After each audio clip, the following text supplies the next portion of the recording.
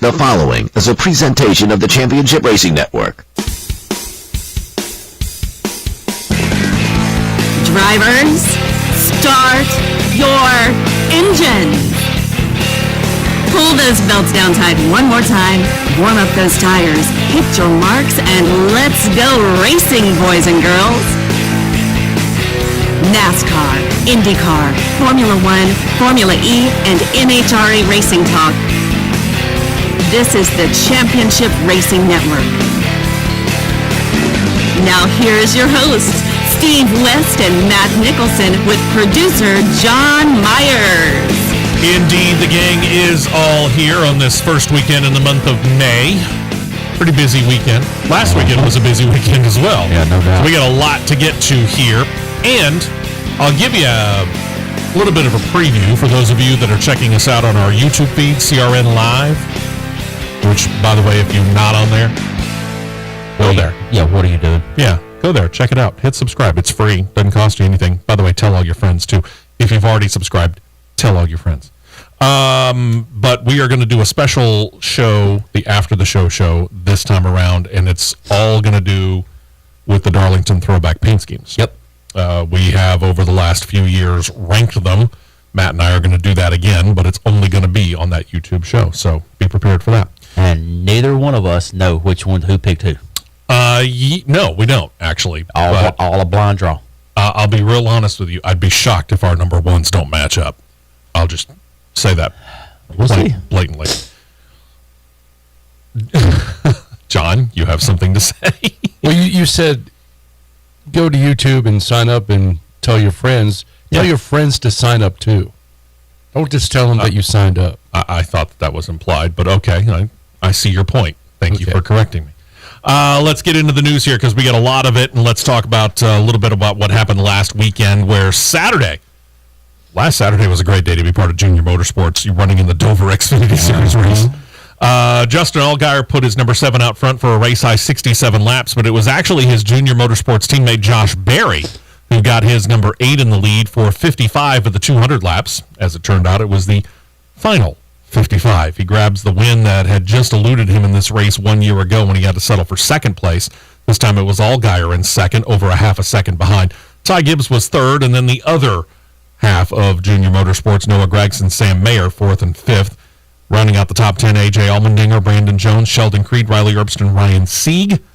Gregson's fourth-place finish was the highest amongst the Dash for Cash eligible drivers. That netted him the $100,000 bonus. The other two winners were Sam Mayer, who won the first one, and then A.J. Allmendinger, who won the bonuses for the middle two races. So congratulations to the four of them. Mm-hmm. Ty Gibbs still leads the standings. He's got 3 wins, 2 wins for Gregson, and then single-time winners for A.J. Allmendinger, Josh Berry, Brandon Jones, Austin Hill. So all of those drivers are locked into the playoffs. Those who are in on points through Dover include Justin Allgaier, Sam Mayer, Ryan Sieg, Riley Erbst, Landon Castle, Daniel Hemrick.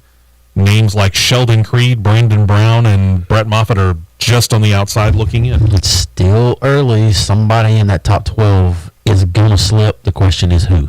I would agree, but here's the thing. I'm not so certain it's going to be any more really than maybe 2 of them. I think we're starting to separate out who's in and who's out. And it's just a matter of their seeding. Agreed, but again, I agree with you, but I don't think it's going to be any more than 2 of them. I could see one slipping for sure. Yeah. And unfortunately, it's that 98 car. 2, possibly 1, almost definitely. Yeah. I'm sure we agree on that one, definitely. Yeah. Sunday's racing was supposed to involve 3 events. Supposed to. 3 got started. Only 2 finished on Sunday. The first to start and finish was the NTT Data IndyCar Series. They were in our own backyard at Barber Motorsports Park. Got a new winner on the year as well. Padua Ward, quick from practice through qualifying. He began the Honda Indy Grand Prix in second place and then turned around and won. It's his first race win of 2022. His 3rd win in his IndyCar career so far. And if he sticks around for a while, I imagine it'll be one of many. He said after the race that he was actually distracted in the first 2 races of the year because he was in contract negotiations with his team, Arrow McLaren Racing SP. Well, he finished 12th and he finished 15th, but he began to put that behind him. He claims 5th at Long Beach before winning here at Alabama, and all of that means that he is now 5th in the standings. That's a preview there. Alex Palou was second. Renus VK third. We'll get back to him during IndyCar news. Will Power, Scott McLaughlin, Romain Grosjean. Yeah, we'll be talking about him too. Alexander Rossi and Colton Herta make up your top 10. All 26 drivers who started also finished. That's something to be said. Surprising, yeah. 21 of them were on the lead lap. 26th place Tatiana Calderon was actually only 2 laps down at the end, so it was all, truth be told, a fairly tight race, all things being equal. Alex Palou is the new points leader after Barber, up 3 points on Scott McLaughlin, 144 to 141. Joseph Newgarden's got 135, Will Power 134.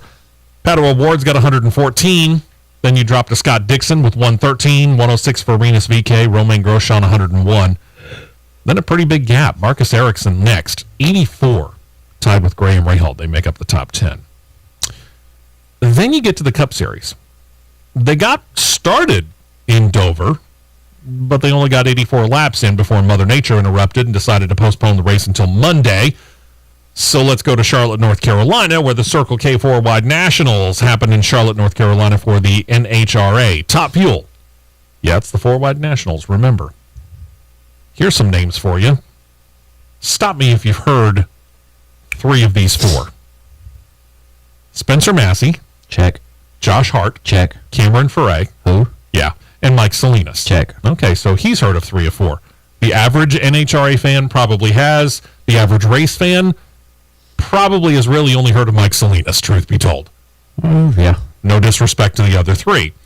Massey had the quickest reaction time, but he ended up smoking the tires. That opened the door for one Mike Salinas. He grabbed the win with a 3.708 ET at 330.47 miles per hour. Marks the 2nd win of 2022, 5th win of his Top Fuel career. Funny Car Finals, Ron Capps, Mike McIntyre Jr., John Force, and Robert Height. Force had the best reaction time, made it pay off with the win. 3.914 ET, 328.86 miles per hour. It's his first win of 2022 and just number 155 for his career. Is that all? We're disappointed in you, John. Pro Stock Car skipped this event, but Pro Stock Motorcycle ran it. Finals were contested among Eddie Krawick, Birmingham's own Steve Johnson, Karen Strofer, and Joey Gladstone. Now, Stouffer had the quick reaction time, but Steve Johnson actually had the power to claim the win. 6.740 ET, 200.65 miles per hour. It's his 2nd win of the year so far, and it's 11th win of his career overall. To listen to John Force and Steve Johnson after they win is, well, let's just say sit back, relax, because they're going to be talking on the microphone for a while. Just a little bit. Anytime, like you said, anytime those two win in the same weekend, oh gosh, it's an entertainment show in itself. And then Katie Howe. But that being said, if you just get to hear one of them, because I mean they're both thrilled to death about winning. 155 wins doesn't have John Force jaded in any way. They're so thrilled to win, and they're just so happy. And all of a sudden, here just comes this cavalcade of words. I mean, it's just amazing. It really is. So yeah, if you missed on that, you're missing out. And also, by the way, the Constant Aviation Factory Stock Showdown Finals ran, and they came down to a foursome of David Barton, Bill Skillman, L. Scott Lieberscher, and Stephen Bell. Now, I get it. Some of these names are unfamiliar, but I'm so fascinated with this particular division. L. Scott Lieberscher sounds like a legal attorney racer. I would agree. Lieberscher and Bell actually could not get off the light. Barton turned around and pulled an almost perfect light, 0.001 reaction time. Can't get any better than that. Get this. That's compared to Skillman's 0.127. Skillman was asleep at the light, but he overpowered, got the win, 7.818 second run, 178.97 miles per hour. Again, these are in cars you could buy from your local Chevy, Ford, or Dodge dealer. That just kills me. Brittany Forrest leads your points in Top Fuel, 17 up on Mike Salinas, 46 up on Justin Ashley, 51 over Steve Torrance, and Clay Milliken's 150 back. Matt Hagan's your leader in Funny Car, 22 up on Robert Height. Ron Capps, 66 down. John Force's win puts him up to 4th place, but he still trails by 192. Here's Pedregon's 227 back. Hey, get this. Pro Stock Motorcycle points, led by the aforementioned Birmingham's own Steve Johnson. 6 up on Karen Stouffer. They're 89 up on Eddie Krawick, 98 over Joey Gladstone. Angie Smith sits 114 down. And And Bill Skillman is your factory stock showdown points leader, 1 point up on David Barton, 3 over Lenny Lottig.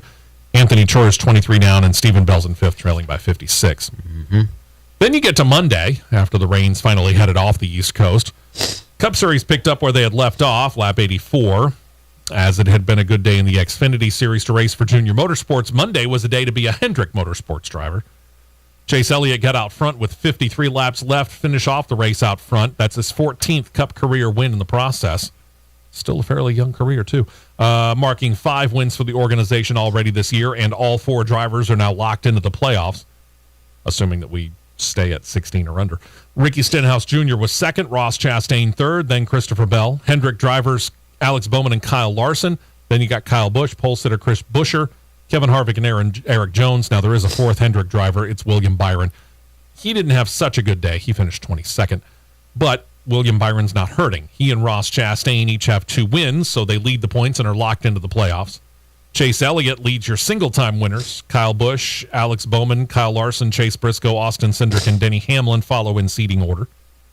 And as far as those drivers who are in on points without a win, Ryan Blaney is your leader amongst the rest of your top 16. Then Martin Truex Jr., Joey Logano, Christopher Bell, Eric Almirola, Kevin Harvick, and Eric Jones.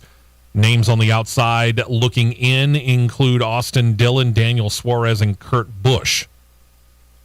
Kind of like the Xfinity Series, I see a little bit of movement here. I might call for more than one driver here. I'm looking at 2, potentially 3, who could find their way out of the top 16. I see 3. Yeah. Yep, I see 3. All right. I'm gonna go with the ones that I'm seeing as 2, potentially 3.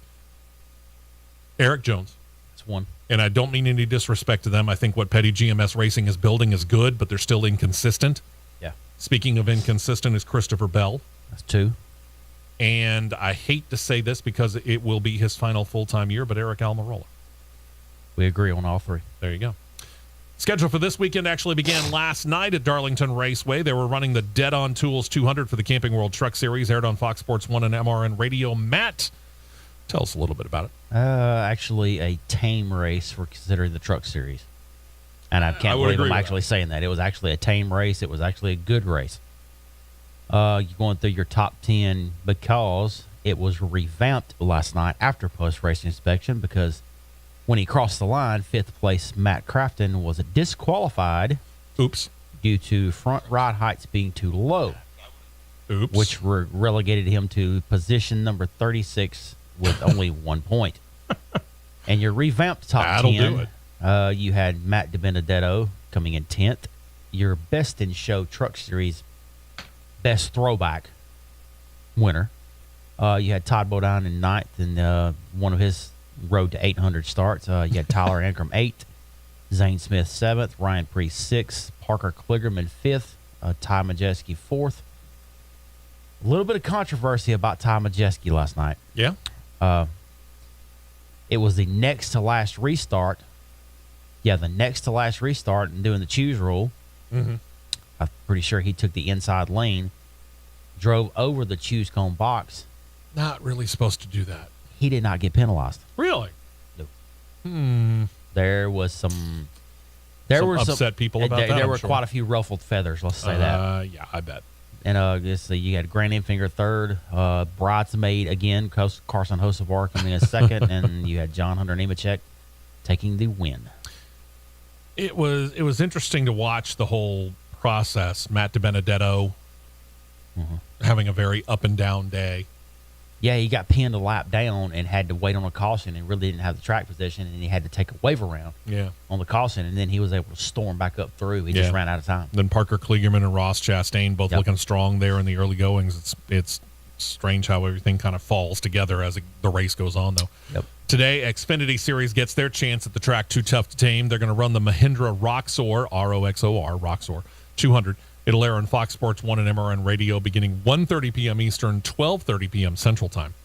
As for tomorrow, Either set up your DVR or have 2 channels on your remote so you can just flip from one to the other, which is probably what I'm going to do until I got to go to work. Or even picture-in-picture. There you go. Since they'll start at about the same time, we're going to go with the one who's more likely to finish first. That is Formula One and their first trip to the United States this year, running the inaugural Crypto.com Miami Grand Prix. It's a 3.3-mile long Miami International Autodrome. That's the road course that they built in the parking lot of Hard Rock Stadium.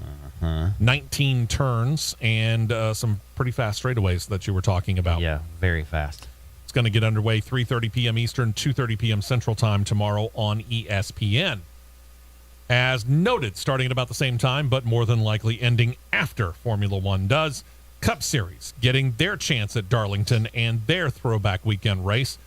They're going to run the Goodyear 400, airing on Fox Sports 1. Why it's not on Fox, I don't know. And MRN Radio beginning at 3:30 p.m. Eastern, 2:30 p.m. Central Time. Again, I looked at what the Fox network is doing. They had a bowling tournament that's going to be early in the afternoon, and then it's local programming. We got to learn how to bowl strikes first. I guess. Of course, I could ask the same question about the Formula One race. Why isn't it on ABC? Because it's in Miami. Yeah, valid question. These are the things that we don't get to know because we're not the people that are in charge of the programming. Yep. So, kids, if you want to see cars go 210 miles an hour in a parking lot, tune into the Miami Grand Prix tomorrow. Yeah, you 210 in a parking lot. I was about to say, you watched some of the practice yesterday. I didn't get the chance to give us a bit of a preview from your particular point of view. This one, I'm not going to say it's going to be a head scratcher of a race, but it's going to be interesting because the course is not that wide. It didn't appear to be, no. It's maybe 2.5 cars wide. So, okay, so you can't, it's not like Monaco, You so you can't pass. You've got the ability to pass, but you're going to have to force your way to make the pass, and you're going to have to calculate the pass, to absolute perfection, because there's no question the stretch from 16 to 17 is the fast part, because they go from 210 down the little waterway that's right there beside the course. Yeah. They get up to 210 and all the way down to 45. Phew. Hope you got really good brakes. And the thing that is crazy about this course to me, the way that it looks, the part that is around, I'm going to say starting from turn 18 all the way around to turn 6. Mm-hmm. Let's just call it 18 to 6. It reminds me of the layout of how you would see at something like Abu Dhabi, Singapore, Qatar, tracks like that, where it's a really super nice, lavish looking layout. But when you get to the I call it the kink section, between 11 to 16, it looks like you're driving through the back alleys of a city. Because you go under 3 overpasses. Yeah. That comes off of the freeway going into the stadium. You go under that. Right. Yes, it's an interesting look. It should be an interesting race, truth be told. I'm looking forward to seeing it. And I hope that it lives up to the hype, truth be told. Yeah, and if tickets weren't $1,000 a pop, yeah, I would have went. Yeah, absolutely. Would have been a fun race to go to. Yep.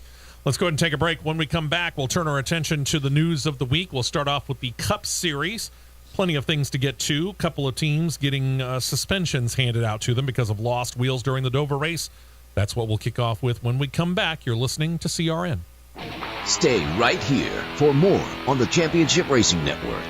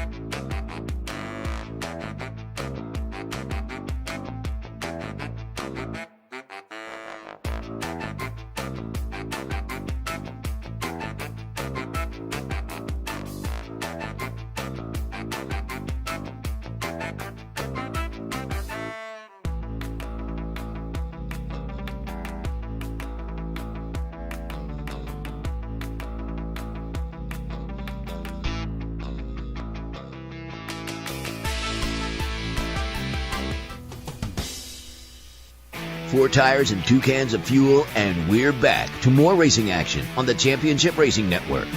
All right, let's get into the news of the week, shall we? As soon as I fix my microphone. There we go. Hey, this deal about losing wheels, I get it. They're trying their level best to keep it from happening, but at the same point in time, I really got to question whether or not this is too much. 2 more teams experienced lost wheels during the Dover race last Sunday. Number 11 of Denny Hamlin and the number 16 of A.J. Allmendinger. That, of course, as we know now, means 4 race suspensions. In this case, for Hamlin's crew chief Chris Gabehart, along with his jackman and front tire changer. 16's crew chief Matt Swiderski is also sitting out the next 4 races, along with the front tire changer and jackman. Joe Gibbs Racing has announced they'll appeal the penalty. Good luck. I don't think it's going to happen. Because they penalized the wrong man. I don't disagree. But, I mean, they penalized the wrong person because JGR, it was Richmond. Yeah, it was Richmond. Mm-hmm. They unveiled started that new pit stop a new pit stop synchronization. Yeah. Where you start on the right-hand side of the car, you got your front, your rear. When you get to the left-hand side of the car, the front tire changer goes to the rear tire changer goes to the front. So that they're way all going around the car in the same way. The front of the car in the same way to keep the fuel guy from having to disconnect the fuel can, and he can stay connected with fuel. Yep. That's what got you to under a 10-second pit stop, nearly under 9 seconds. I know. And we'll break 9 seconds before this year's out, I bet. So when they get to the left of the car, the left front tire is the one that came off, changed by the rear tire changer. Because said front tire changer is listed as the front tire changer on the roster. Front tire changer gets the suspension. Yeah. Which is dumb. Yeah. It's not the actual person who it's was hitting the lug ridiculous. nut. It's weird. But that's the way that it is. Again, Joe Gibbs Racing has announced they'll appeal the penalty. I imagine that will be slapped down pretty quick, and they will lose the appeal in a heartbeat. But that being said, Gabehart, the jackman, and the front tire changer on the 11, they'll all be there this week because during an appeal process, they don't have to sit out the suspension. So there you go. Couple of paint schemes for you to get a chance to look at if you're watching our CRN Live YouTube feed. First up is Cowlick Racing. They got some good news regarding A.J. Allmendinger for his Cup Series races and several of his Xfinity Series starts at 2. A new sponsor, a company called Andy's Frozen Custard. I have to admit, I've never heard of them. When I went to Texas Motor Speedway last year, they unveiled this car out there for that weekend. It's a bright car. A very bright car. Grab your sunglasses. It's by the way, again, a paint scheme you can see on CRN Live YouTube feed. Think Freddy's Frozen Custard, Freddy's ice cream. Mm-hmm. Something similar to that. Okay. First time this season for the sponsorship on the Allmendinger car in the Cup Series will be at the All-Star race at Texas Motor Speedway. It will return not only to Texas as a car sponsor for the fall race in the Xfinity Series, but it'll be that race's title sponsor as well. And then you get to Petty GMS Racing. We were talking about them last segment. I like what they're building, but they haven't built it totally yet. But they got another sponsor edition, this one to help out the 42 of Ty Dillon. Dillon gets a 3-race deal with a company called Ferris Motors. Ferris as in Ferris Bueller, for those of you that are about my age. Ferris, by the way, to let you know, is a sub-brand of the well-known small engine maker Briggs & Stratton. They're going to be primary sponsor for Dillon in that aforementioned All-Star race, also for the Indy Road Course and at Michigan. He'll also be, Ferris Motors will also be an associate sponsor for Eric Jones on the 43 for 6 other races. Those were not detailed. Then there's another kind of business being handled, and that was over at Hendrick Motorsports. They're working on trying to lock up all 4 of their young, talented drivers. William Byron, basically the last one that they were working out a contract extension with, and that came to fruition on Thursday. The 3-year deal kept him in the number 24, at least through the 2025 season. Byron is only 24. He's got 2 Cup wins this year already. He's locked into the playoffs now for the 3rd consecutive year. His Cup total wins so far is at 4 and counting. Byron's got a pretty good history. 2017 Xfinity Series title winner, signed by Hendrick back in 2016 when he was 18 years old. He won the 4 races in 2017 on his way to the title. And then following Jeff Gordon's retirement in 2017, moved up to the number 24 for 2018. He won the 2018 Cup Series Sunoco Rookie of the Year.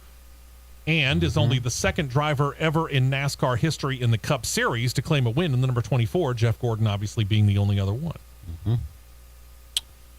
It's So actually wild to think that at the time that he drove the car, Chase Elliott did not win in the 24. That's true.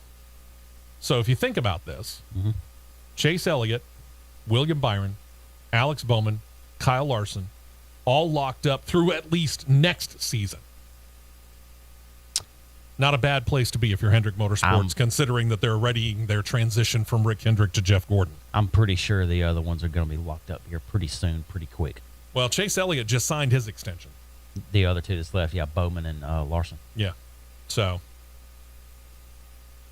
not a bad position to be in. Again, No, if you're sir. Jeff Gordon, if you're Jeff Gordon and you're about to, I use the word inherit, but it's not really the word I'm looking for. If you're about to be handed the keys to Hendrick Motorsports, which is basically what Rick Hendrick is starting to work towards, this is not a bad position for one Jeff Gordon to be in.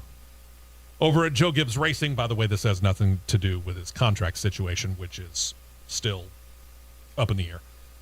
There is a chance, very slight as it may be, but there is a chance that Kyle Busch might not actually be driving the number 18 Toyota tomorrow.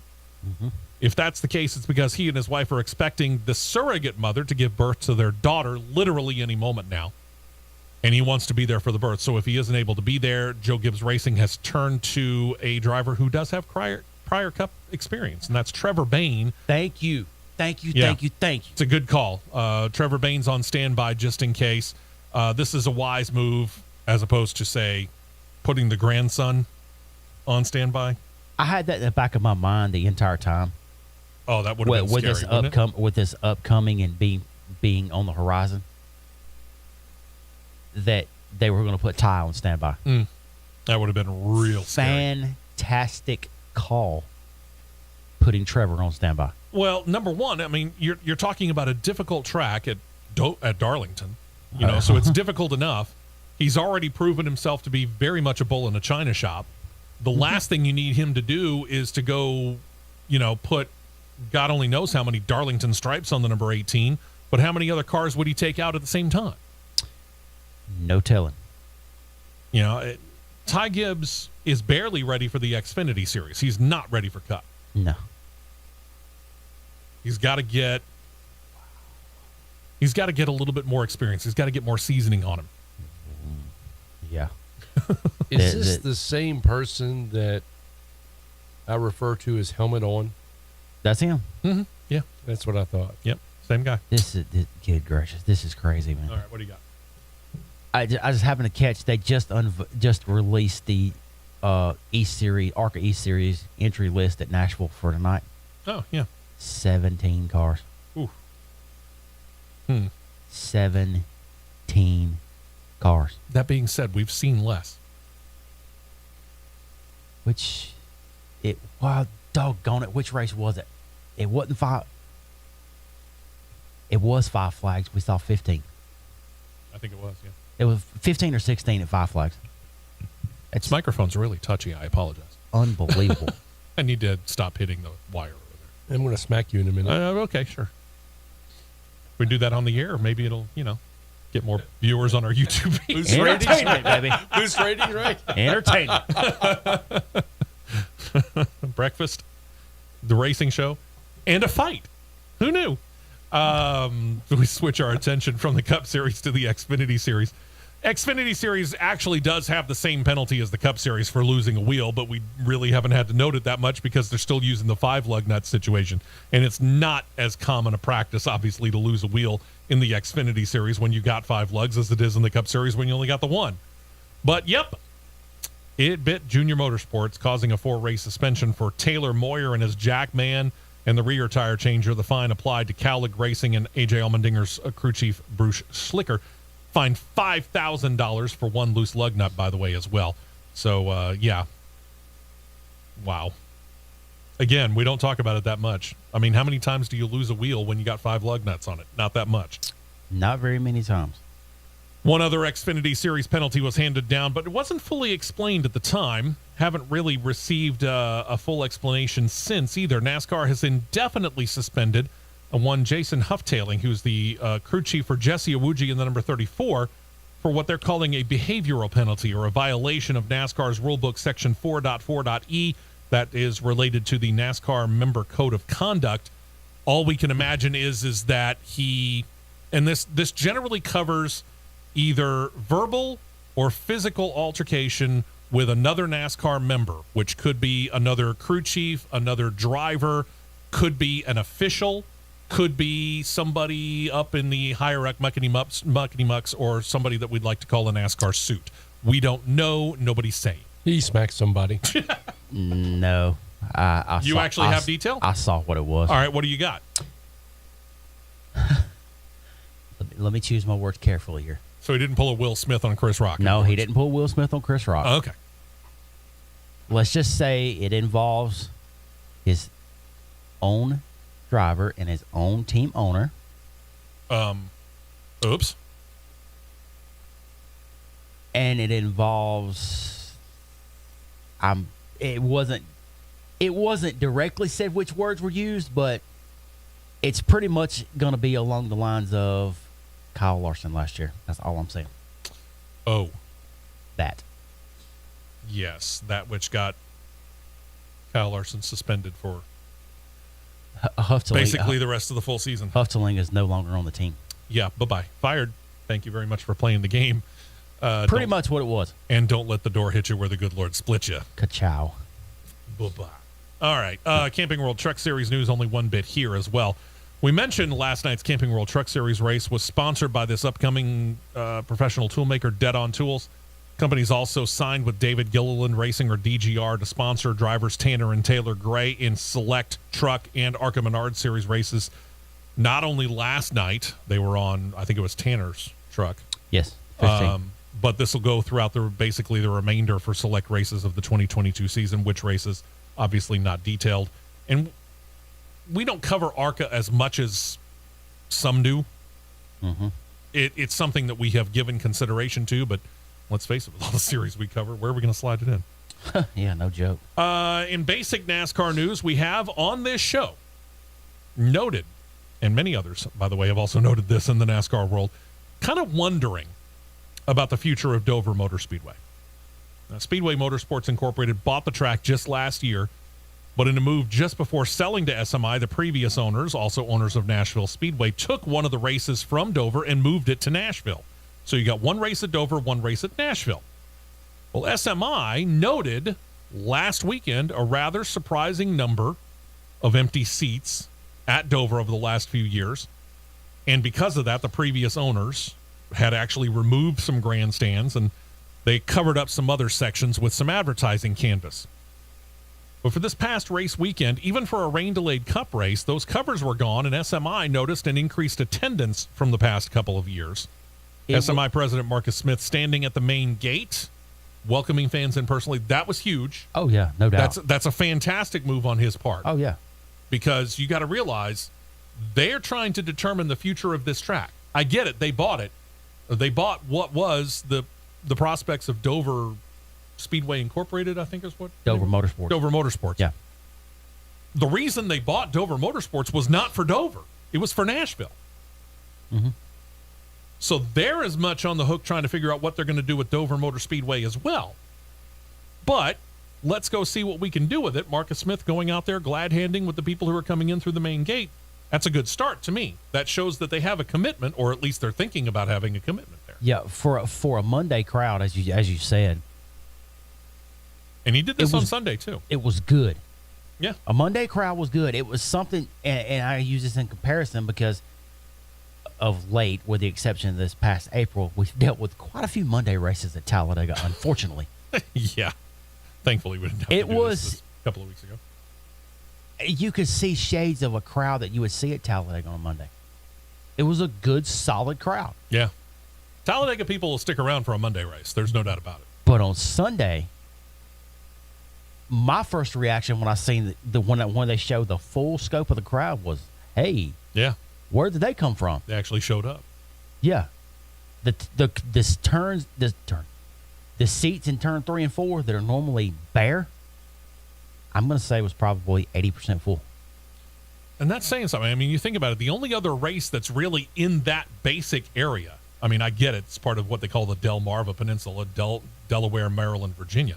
So, I mean, you could technically include Richmond, but really, Pocono. if you go up to Dover in that area, the only thing that's really on that level that's close, as you mentioned, is Pocono. Yep. And maybe the fans started to realize Pocono's going to be our only option unless we start supporting Dover. Well, to paraphrase Field of Dreams, start the engines, they will come. Let's hope so. That's what SMI is hoping. I like it. Yeah, that's what SMI is hoping. Dover President Mike Tatoyan noted the rebound in attendance, even if it wasn't a sellout. He said it was impressive to SMI officials, and it was enough for him to tell media, quote, "Given where we are, there's just never been any kind of discussion about us losing a race.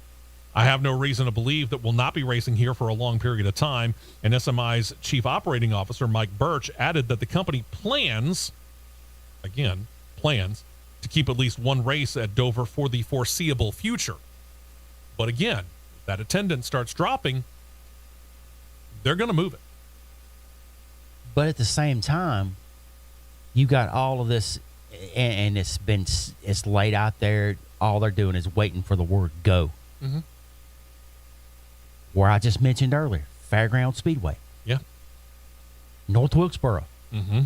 Which SMI is building up. Remember, we talked about that last week. That's two facilities that they own. They have either ownership or investable interest in. Let me word it that way. There you go. The two that are being chirped at the loudest to get races back: Fairgrounds, North Wilkesboro, with Rockingham jumping right up there, really, really, really, really, really close. Yeah. All right. And keep in mind, Rockingham is owned by an independent company. Really, really, really, really, really, really, really close. Okay. Now, just wanted clarification. Yeah. they get those two tracks back going. They have two races coming. Mm-hmm. Somebody's got to lose a date because they're not going to expand the series to 40 races a year. No, they're not. Counting the All-Star race and the Clash. Yep, they're not going to do that. So somebody's going to lose something somewhere. Somebody's got to lose it. Somebody will lose something somewhere. See Kentucky. Mm-hmm. A track that a mile-and-a-half track that I wasn't against. Chicagoland? Kentucky. No, I'm adding to it. Yeah, Chicago. I'm adding to Chicago. it. Kentucky, Chicagoland, gone by the wayside. A racetrack that has had multiple races on the schedule since its inception. Michigan, down to one. Mm-hmm. Pocono's down to one. Pocono's down to one. Something's got to go somewhere. Yep. And I can sit here and name 4 tracks right now that is not going to lose a date. Daytona's not. Talladega's not. Talladega's not. Charlotte won't. No. And probably Darlington. Darlington, now they got their 2 races back. I don't see them losing another race. So how many are left? I mean, when you stop and think about it. Because NASCAR has already said that they have no problem experimenting with races and going to different tracks. And they've included saying, hey, we'll go north of the border, we'll go south of the border. So they've opened up the possibility to racing in Canada. And I'm talking Cup Series. I'm not just talking trucks or Xfinity. I'm talking Cup Series. They're open to the possibility of racing in Canada. They're open to the possibility of racing in Mexico. And then you want to bring in North Wilkesboro, and you want to bring in the fairgrounds. Folks, something's got to give somewhere. So that to me, that immediately puts on the chopping block to lose a race. Kansas, Texas. Mm-hmm. Which Eddie Gossage would be ticked. Eddie Gossage is retired now. That's true too, but still, well, he'd still be ticked though, True. Because of what he built. True. Oh, no doubt. I'm going to say Martinsville, possibly. Martinsville, maybe. Vegas? I don't think Vegas. I'm not sure if Vegas. I don't think Phoenix either. Let me revert back. If a date was to go away from Charlotte, it'd be the Roval, which I would jump for joy. Yeah, it wouldn't bother me. Keep the 600. Yeah. Wouldn't bother me if they lost the Roval. Then everywhere else has got... I was trying to think. Vegas and Phoenix? I don't know if they're going to get rid of Vegas. Phoenix? Would you do just the championship race at Phoenix? I could see that. Homestead's already down to 1. Homestead only had 1 to start with. That's what I'm saying. Homestead's already down to 1. They could always add on to the schedule and just race year round. I doubt seriously that they'll ever do that. But in regards to SMI, Here's a thought. Did they take one from Charlotte, Bristol, Texas? That's the only tracks that they have with multiple dates. Everywhere else they has one race. Excuse me, Vegas. Vegas. Yeah. Charlotte, Bristol, Texas, Vegas has two dates a year. Oh. Good grief. Well, of those, truth be told, Bristol Spring Race? Scrap the dirt experiment. Just scrap it. If North Wilkesboro or the fairgrounds is going to gain a race, it's got to come from there. It's going to probably I'm going to say come from Bristol, probably, or New Hampshire goes away. Period. Ooh, wow, that'd be an interesting one. When we come back, NASCAR Hall of Fame class of 2023 officially unveiled. If you missed the news, we'll unveil them to you when we come back. You're listening to CRN. We will be right back with more on the Championship Racing Network.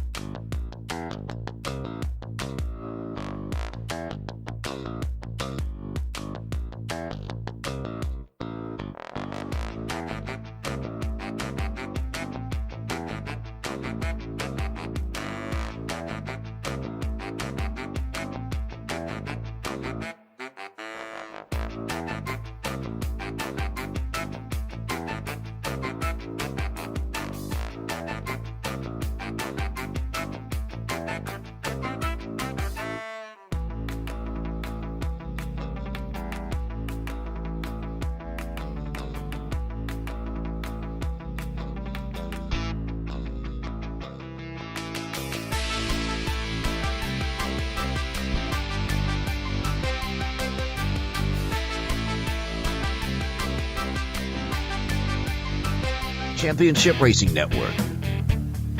Hey, welcome back into the show. I'm Steve West with Matt Nicholson, producer John Myers, and kind of a personal question for you. How's your house doing?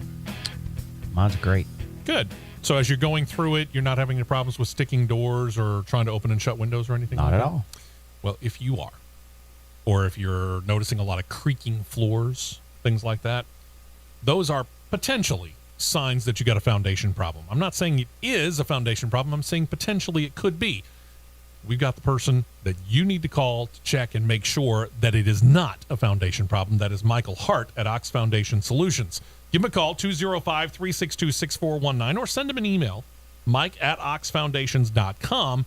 Set up the time and the day that works best for you if you're anywhere in the state of Alabama, literally anywhere, from the Tennessee border all the way down to the Gulf Coast, from the Mississippi to the Georgia state line. Doesn't matter. Michael will go anywhere within the state of Alabama on his dime. This doesn't cost you a thing. You set up the day, you set up the time that works best for you at no cost to you. He will come out and give you a no obligation written foundation assessment. You ain't got nothing to lose, except for the fact that if you do have a foundation problem and you don't get it checked out, it's only going to get worse, right? Correct. So go ahead and get it done. 205-362-6419, Mike at oxfoundations.com. Set it up. He'll go through. Once he gives you the written foundation assessment, if there's nothing wrong with the house, obviously there's nothing to explain, but you've got it on paper. Nothing wrong with the house. Boom. That's it. You shake hands, you go your separate ways.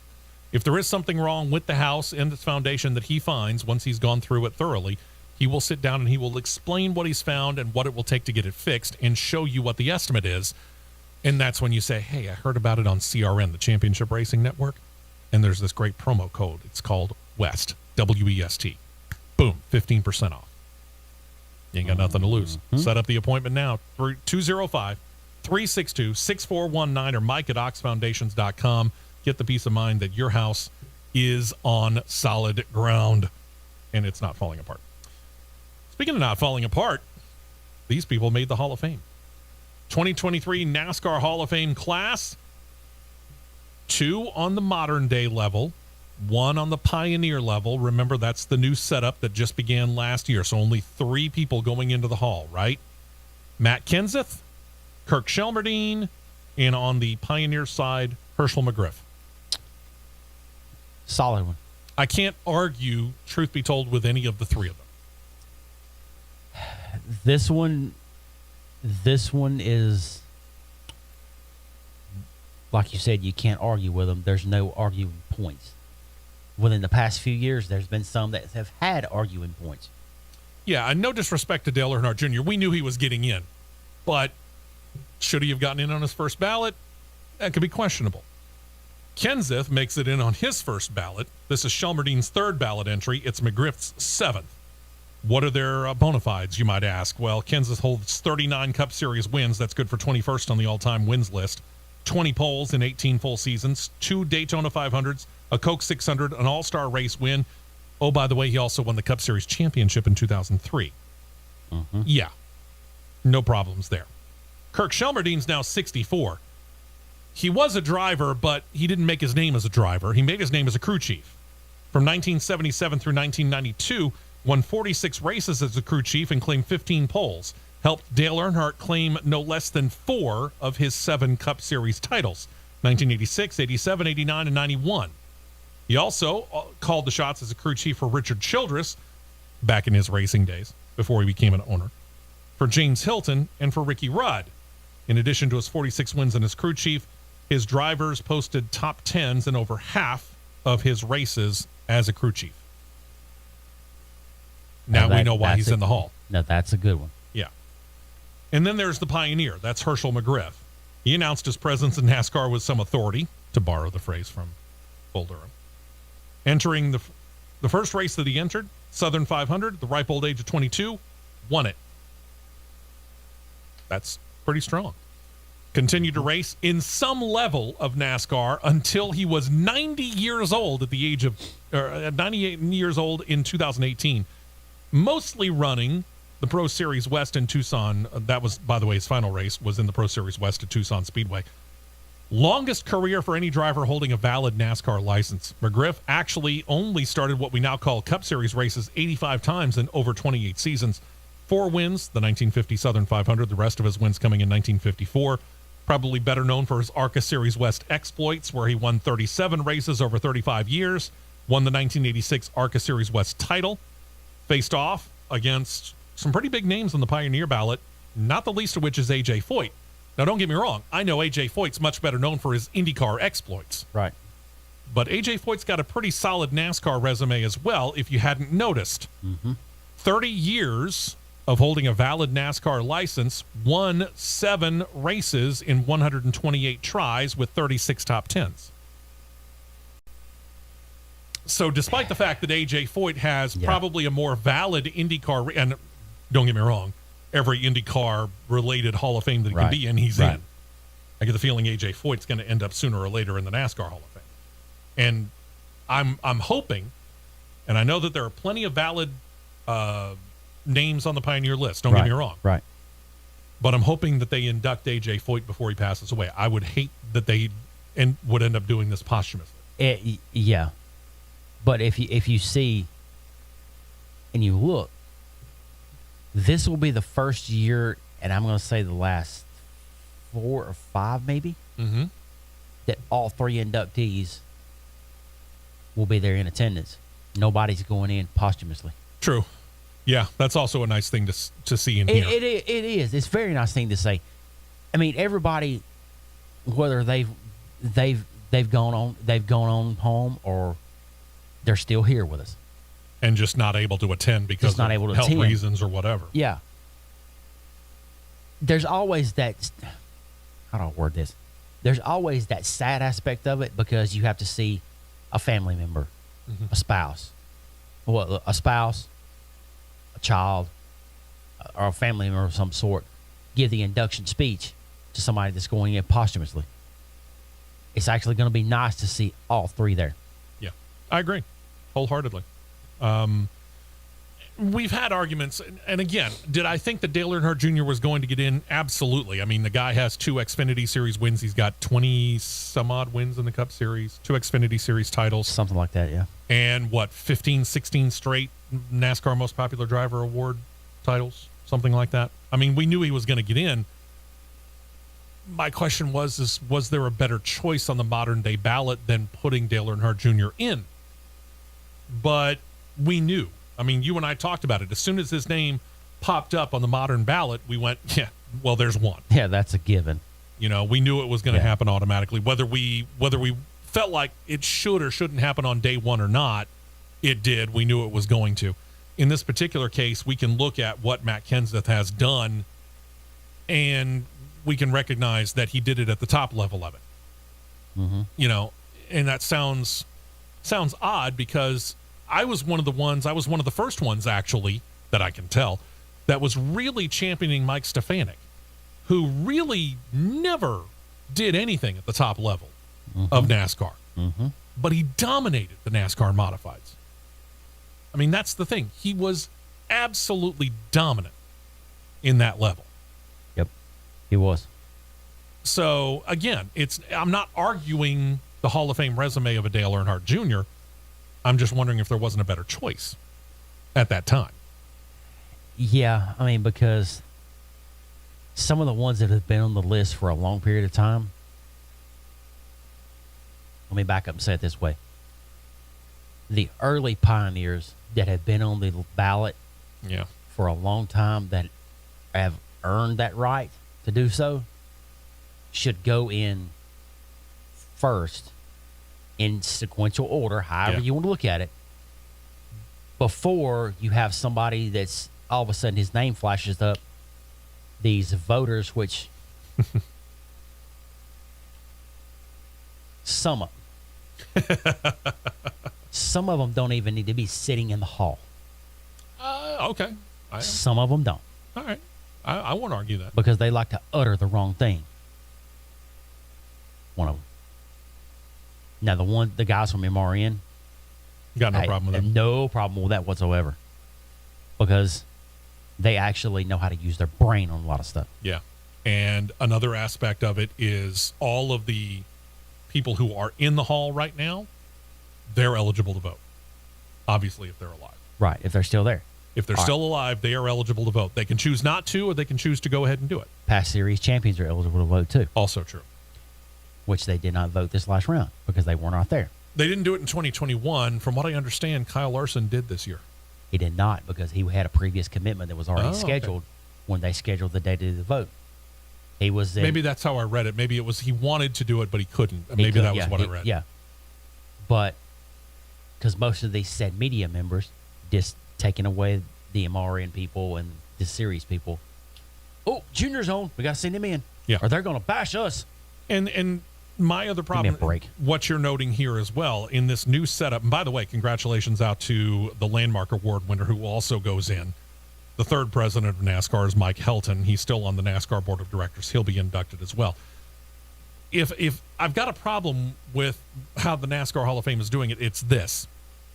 You noted it. You've got a backlog of names on the Pioneer ballot, and we're only putting in one a year as opposed to two modern day.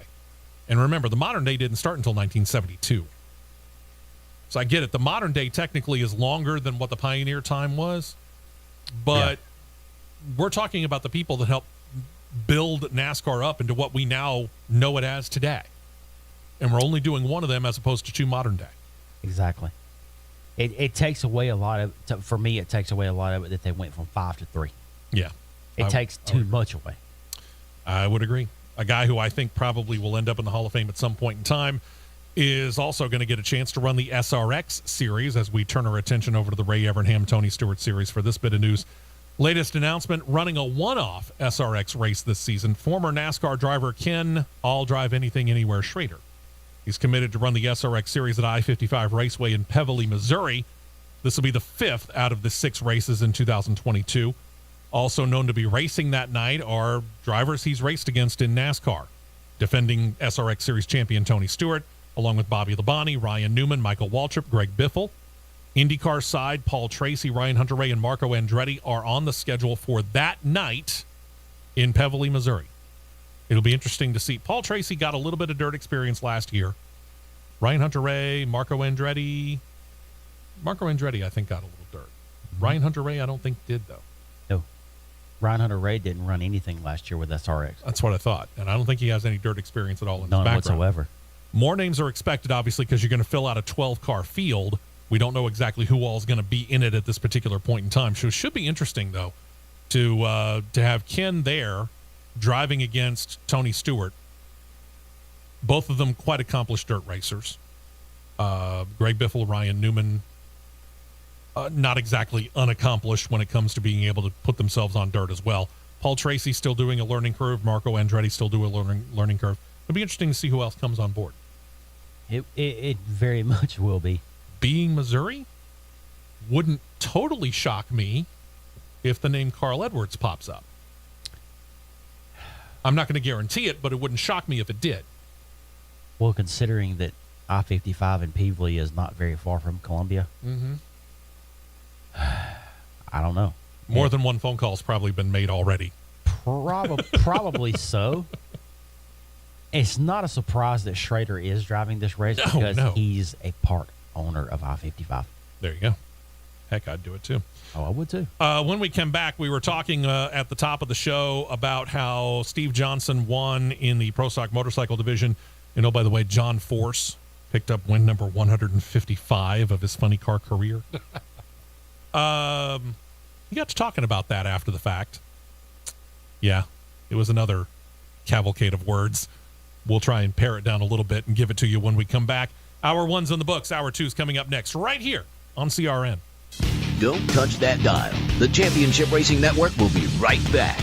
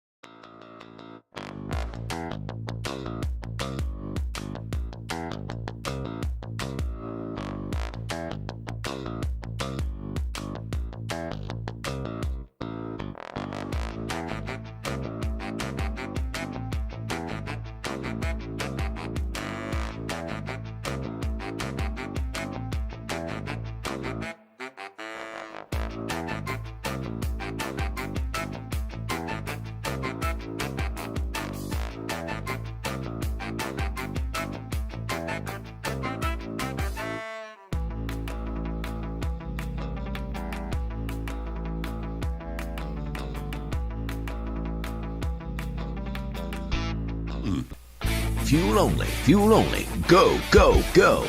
We're back to the Championship Racing Network. Yes, we are. We transition to the National Hot Rod Association, the NHRA. Straight line, guys. If you've watched the NHRA for any length of time, you know the name John Force, 73 years old, still racing, still winning after 16 funny car titles to his credit. And as of last weekend in Charlotte, 155 national event wins and counting. But despite owning the records for the most titles and most wins all time in the NHRA's top level of racing, what we now call the Camping World Drag Racing Series, John Force, as much of a talker as he is, will not describe himself as the NHRA's GOAT, or greatest of all time. Force got to talking to media after winning at Charlotte last weekend, said, quote, "I'd only be bull jiving myself." That's what he said. I didn't edit it. "I'd only be bull jiving myself, and I don't go there. I don't think about it. I've had people say, go after stock car great Richard Petty's record 200 wins. I've never raced Petty, so why would I even say that?" They said the same thing about passing pro stock great Bob Glidden, Force continued, referring to the day he surpassed Glidden's NHRA record then of 85 wins. Glidden was standing there with me. He goes, "Well, good luck. You can break my record." I said, "You're the greatest there ever, but I never raced you. Why am I going after your record?" None of that makes any sense. I'm still chasing the Don Prudhomes of my and heroes of my era. I'm still chasing them in my mind. That's what motivates me. I'll never be Big Daddy Don Garlitz. I'll never be Shirley Muldowney. And I don't want to be. I just want to be John Force, a racer that does what he loves. I don't ever want to get compared. I don't want to go down that road. I know what I've accomplished, but take away Austin Coyle, you wouldn't be looking at a 16-time champ. Give credit to my crew chiefs, Austin Coyle, Bernie Federley, John Medlin. Congratulations, John Force. Well said and well done. Picture him saying that at about 10 decibels higher, going, and about "I'm still chasing Don Prudhomes of my heroes, my era." And about 20 miles faster than I did. Yeah. Because you want to talk about just rattling things off. The man's a motor mouth. There's no doubt about it. But we just can't bull jive each other. But he said it right. I mean, you stop and think about it. You know, and I've said this too. You know, you get into a business like this. Yeah. I'm not looking to be compared to, or I don't want to be the next whoever it is. Okay? Whether you're talking about talk radio, when it comes to like news talk or whatever, I don't want to be the next Rush Limbaugh. I'm not looking to be the next Glenn Beck or Sean Hannity or pick a name. Right. I want to be the first me. Mm-hmm. When it comes to this particular business, I'm not trying to chase anybody at Motor Racing Network or the Performance Racing Network or the Indianapolis Racing Network. We're trying to be ourselves. Okay? I'm not going to be Matt. Matt's not going to be me. Matt's got experiences I don't have, and I've got experiences Matt doesn't have, and John can say the same thing about the both of us. We're trying to be the first us. John Force, congratulations. And he turns around and he gives credits to the crew chiefs, I should say, that led him to 16 titles. Mm-hmm. Very much so. Classy move. Regardless of whether he wants to be called that, he won't call himself that. Ladies and gentlemen, he's the GOAT. Absolutely. He is the GOAT. There ain't no doubt about it. And then there's a guy who just made his mark, or is just starting to make his mark in IndyCar and is already ticking people off. Basically, it's IndyCar's version of Ty Gibbs. While fans seem to have welcomed former F1 driver Romain Grosjean to IndyCar with wide open arms, he won the most popular driver last year. A couple of his fellow drivers not quite anywhere near as happy with Romain Grosjean as the fans are. One of them is Colton Herta. On lap 15 of a 90-lap run at Barber, Herta was trying to make a pass on Grosjean. Grosjean crowded Herta toward pit wall. Herta was upset, but he had calmed down by the end of the race, said after the fact that Grosjean didn't give him much room, said that's something that his Andretti Autosport teammate Alexander Rossi also noted, and added, quote, "I think he just raced a little harder than me and Alex would do for the future." I get the funny feeling there's been a conversation in the Andretti Autosport canal or hauler or headquarters, whatever you want to do. Again, this is Herta talking about his third Andretti teammate. This is something Graham Rahal doesn't have to worry about because Graham Rahal doesn't drive for Andretti Autosport. He drives for Rahal Letterman Lanigan Racing. While Herta was measuring his words, Rahal did nothing of the sort. He noted in his run-in on team radio on lap 87, where Grosjean got into Rahal during a pass in a hairpin turn, Rahal said of Grosjean, quote, "That guy's a punk. He hit me on purpose," quote unquote. After the race, Rahal was still upset. Said this: "Good racing with Rossi, Colton, Scotty McLaughlin. Good racing with a lot of drivers. Just one particular guy not so clean. He was obviously talking about Grosjean. He added, quote, "We're going to have a little sit down, a little conversation about what the hell's going on here. I think the drivers all need to get together, all of us, because I'm not the only one with a problem. It's quite a significant number of drivers that have had run-ins with this guy. As I said on TV, when the roles are reversed, officiating had better be consistent because it's going to get reversed at some stage. I'm not going to play nice. This guy," get this, again, he just came into IndyCar just last year. Rahal said of Romain Grosjean, "This guy has overstayed his welcome." That's stretching it a little bit much there, buddy. My opinion. But, I mean, where the incident happened on the track is the tightest spot of the track. Oh, yeah. It's very much a hairpin. Yeah. So that could have happened to anybody. Just so happened that it was Grosjean. Yeah, he's speaking this stuff in the heat of the moment. So let's see if you agree with what Grosjean said.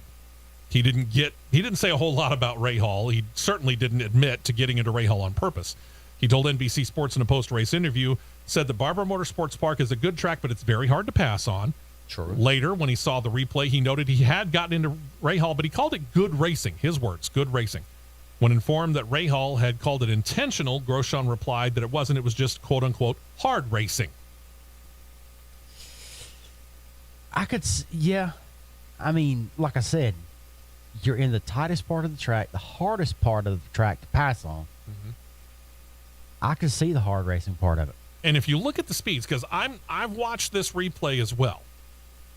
If you look at the speeds that Rahal is going and that Grosjean's going at, Grosjean came into that curve pretty hot.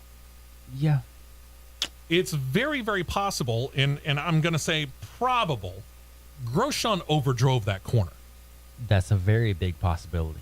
And that doesn't mean that he got into Rahal on purpose. What I'm saying is that when you know this is a driver, you overdrive the corner, you're going in much deeper than probably what you had initially planned, because he's thinking, hey, this is an opportunity to pass. And legitimately, he's right. This was an opportunity for him to pass. Been there, done that. Okay. This is an opportunity for him to pass, and when you're a driver, you start salivating at the opportunity of passing a car, right? Yep. Okay. And got the cut tires and bent parts and pieces to prove it, too. So, again, saying it's on purpose is one thing. Do I think he overdrove the corner? Yes. Do I think he specifically got into Rahal on purpose? Absolutely not. This is Rahal getting his feathers in a bunch. Pretty much. Settle down, Graham. Now, by all means, talk about it. Talk it out. But I think your emotions overran your common sense on this particular one. We've been keeping track of this soap opera of whether or not the Indy 500 was going to get its 33rd entry or not. Plenty of teams being rumored. They all seem to kind of fall by the wayside until two teams pulled together to put a cooperative effort into the lineup. We mentioned this pairing last week. It was rumored that Dragon Speed and Cusick Racing were going to pull together and get this ride. They announced officially on Thursday of this week they will enter a ride, giving the field the 33 cars they're going to need. Driver Stefan Wilson is going to be the driver. We've got a picture of this, or we'll have it up in just a moment on our CRN Live YouTube feed. The 32-year-old British driver, Wilson, posted on his own social media page, quote, "I'm so looking forward to seeing the month of May at full capacity this year. Can't wait to see you all."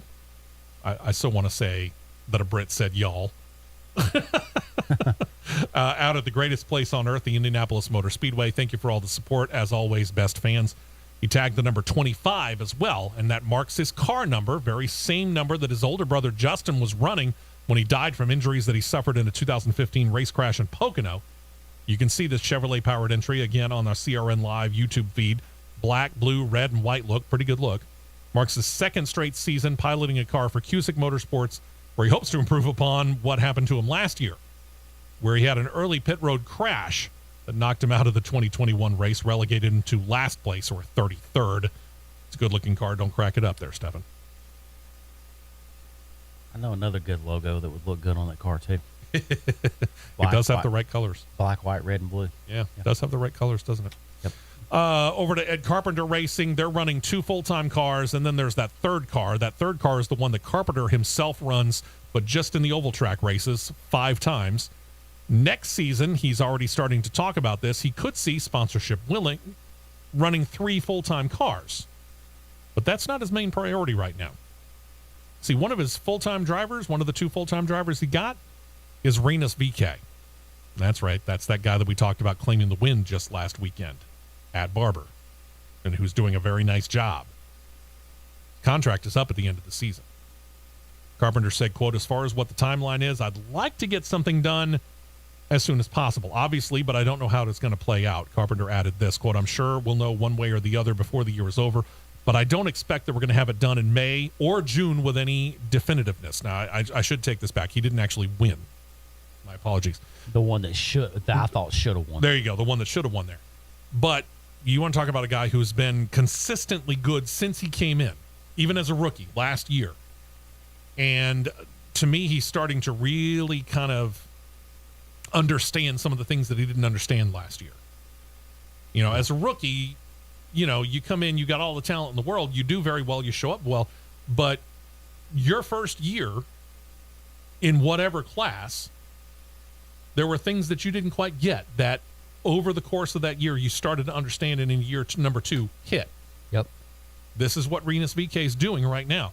Ed Carpenter, he's exactly right. This is a kid. He's an up-and-coming kid. I wouldn't surprise me at all if he sticks around long enough to be a title winner, if not multiple times. Yeah.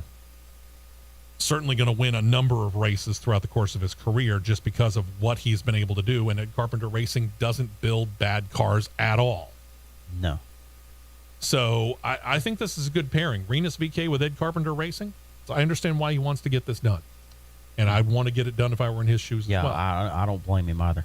So, not at all. I hope he knocks it out. Now, here's the thing. If he gets 3 full-time cars next year, I know he's going to want to drive those oval course races. So he's got to go find a road course ace. Mm-hmm. Be interesting to see who starts popping up on that radar. It will be. Then you get to NBC, final bit of news here for the IndyCar series, where NBC has finalized the crew that's going to do their Indy 500 race coverage. Really shouldn't come as a shock to most people as to exactly how this is going to break down. It was pretty much this way last year. NBC's voice of all voices, Mike Tirico, is going to be their lead person. Danica Patrick's going to be an analyst contributing to all 3 aspects. By that I mean pre-race, in-race, and post-race. Dale Earnhardt Jr. and Rutledge Wood will be coming over from the NASCAR and NBC roles to contribute to pre-race and in-race segments with Tirico and Patrick. I would expect they're probably going to be gone, even though the Coke 600 is a Fox property. It wouldn't shock me if they show up at Charlotte in some form in preparation, because just a few weeks after that, NBC takes over NASCAR coverage. Yeah, I'm pretty sure they'll be there. Yeah. I mean, airport in close proximity. You can jump on a helicopter, come straight to the track. Yep. Yeah, I think you're going to be okay. Yeah.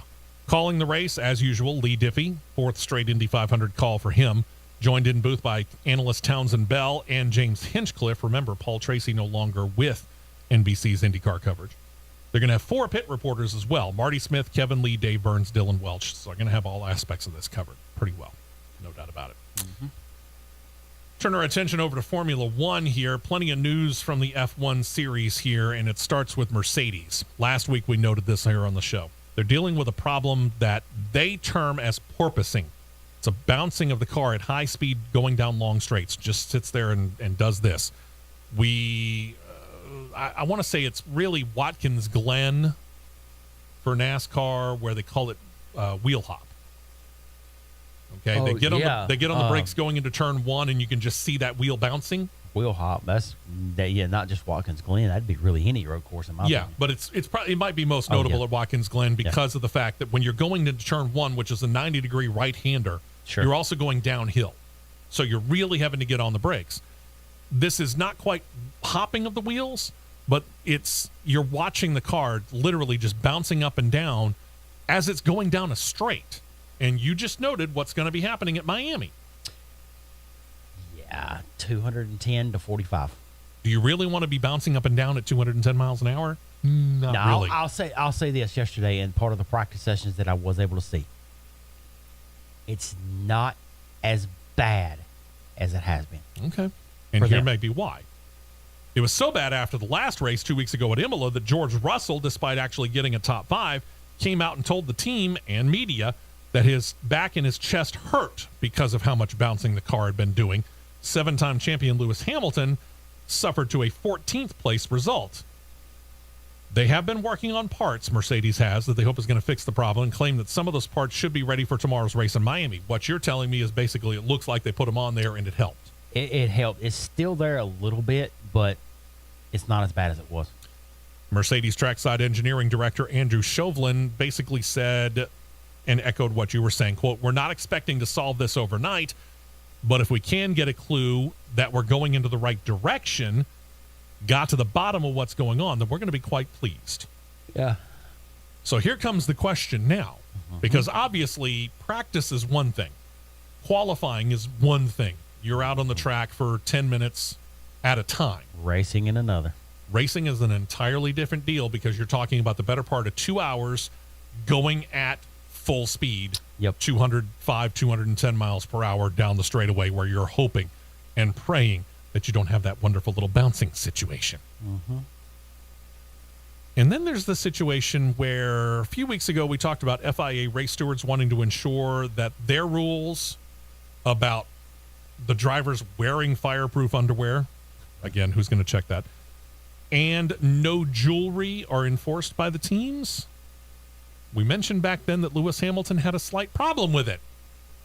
Lewis Hamilton's got an even bigger problem now. We'll tell you about it when we come back right here on CRN. Stay right here for more on the Championship Racing Network.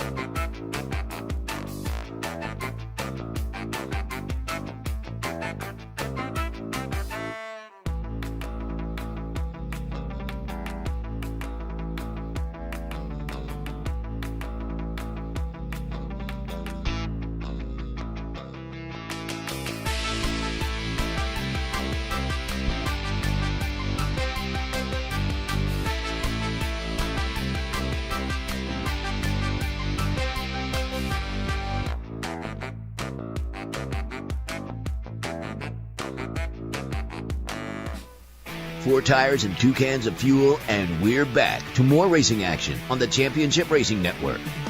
Hey, welcome back into the show. Steve West, Matt Nicholson, John Myers with you this morning. talking a little Formula One at this particular point in time in the show. It was a couple of weeks ago, a few weeks ago, really. FIA race stewards have changed a little bit, specifically the personnel. And the new personnel are kind of getting to become sticklers for the rules, if you will. They're demanding, first of all, that the rule regarding fireproof underwear be followed.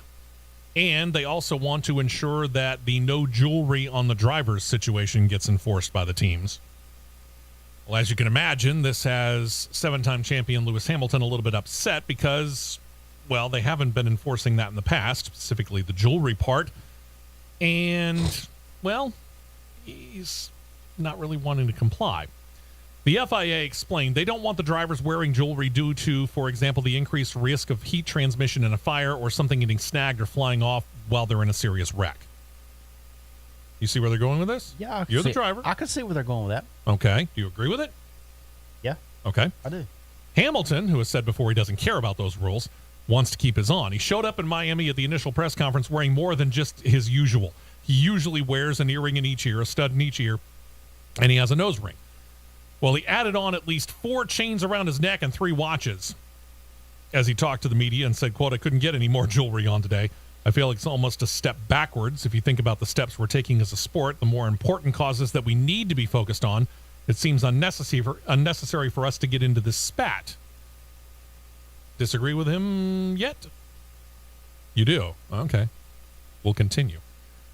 And then I'll let Matt have his chance. So I'll try to communicate and work with Mohammed Ben Sulayem, who is the FIA president. I'm here to try to be an ally of the sport, of Mohammed and of Formula One. As I've said, we've got bigger fish to fry, bigger things to do, more impact to have. So that's really where I think that the focus should be. And then he added this, quote, "At least 2 of these pieces of jewelry, one I can't really explain where it is, but it's platinum, so it's not magnetic. I really don't want to talk about it anymore because I don't know where it is and I don't want to find out. Anyway, it's never been a safety issue in the past. In 16 years, I've had so many MRI scans and not had to take out the platinum. If they stop me, then so be it. We've got a spare driver, so we're all ready and prepped for the weekend." Let me repeat that line. We've got a spare driver, so we're all ready and prepared for the weekend. There's lots to do in the city anyway. It'll be good either way. So in other words, Lewis Hamilton's saying that he will not race instead of taking the jewelry out. Now, Mercedes does have their reserve driver on hand. The reserve driver is Nick DeVries, who was their regular in Formula One, or Formula E, I should say. But they're off this weekend, so the reserve driver could make the trip to Miami, and Nick has. Where's the line in the sand? The line in the sand in the correct side is the side with F1 and the FIA. Because they've got an extremely valid point. I don't think I want to read a headline of a next day. F1 driver loses limb, and let's just say fingers for example. Let's just say fingers. Gets into a vicious crash. Glove gets torn in the crash due to debris. Ring gets caught on said debris, rips finger off. You can't tell me that it can't happen because there's always that possibility because you have hanging things. You have watches. Now, there's drivers that wear watches all the time and cup. It's hid underneath everything. But when they wear rings, I'm going to say 98% of the field that have a spouse, they wear the Kalo rings, the rubber silicone rings. Yep. That's made to break away. But to sit and reveal that you have piercings and things in places that you really don't want to talk about, nobody cares about that. Nobody cares. You're going to use good grief. Well, I mean, you're going to use a comparison of having MRIs and scans done. Yeah, to being in a race potentially car? fiery wreck. Go talk to Romain Grosjean. I mean, stop. This is what this is right here. John's the FIA president. Okay. You're not going to let me have my Skittles and go play. That's basically what it is, a 3-year-old pitching a fit because he can't wear his jewelry in his race car. So what? You're there to drive a race car, not be a fashion diva. Yeah. Shut up, drive the car, play by the rules, be done with it. You're in a car for what? An hour and a half? Tops during a Grand Prix? Yeah. Hour and a half, maybe 2 hours? Maybe. You can live without wearing your Gucci watch, your $5,000 necklace with a diamond in the end of it, or any other piercings that I don't care to know about. You can live without it for 2 hours. Well, I mean, just using the ones that we know of. For example, I talked about the nose stud and the 2 studs in his ear. I don't care what else he's got. That's on him. Those holes aren't going to close up in 2 hours. No. Okay? No. And you've got assistants with whatever team, in this case Mercedes, that are, as soon as you get out of the car and you take the helmet off, they're going to give you a hat. Inside the hat can be your earring and your nose rings, or whatever they are, okay?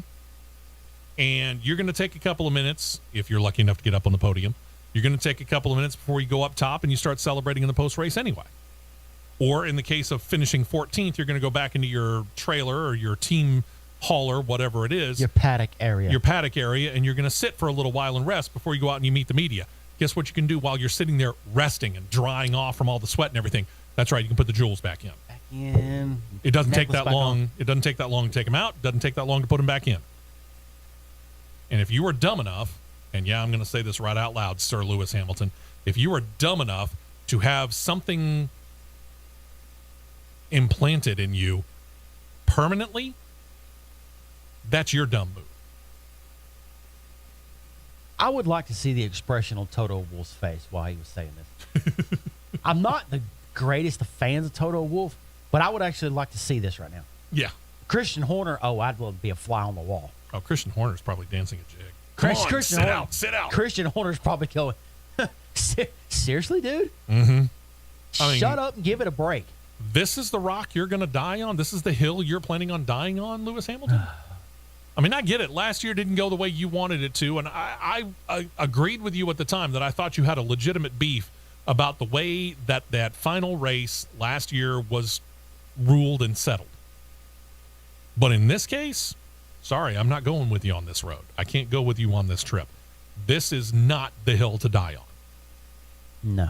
If this is going to be the way that your career comes to an end because you're unwilling to take out a couple of earrings and a nose ring, you're an idiot.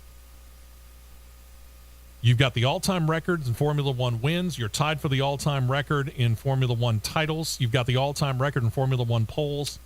You have the chance. You've got the vehicle, if they can get it fixed, and I think that they are. You've got a chance to easily go out there and claim your 8th championship. Maybe not this year, but certainly within the next couple of years. And rack up God only knows how many more wins and pole positions in the meantime. Correct. And you're going to throw all that away based on the fact that you can't wear an earring and a nose ring during a race?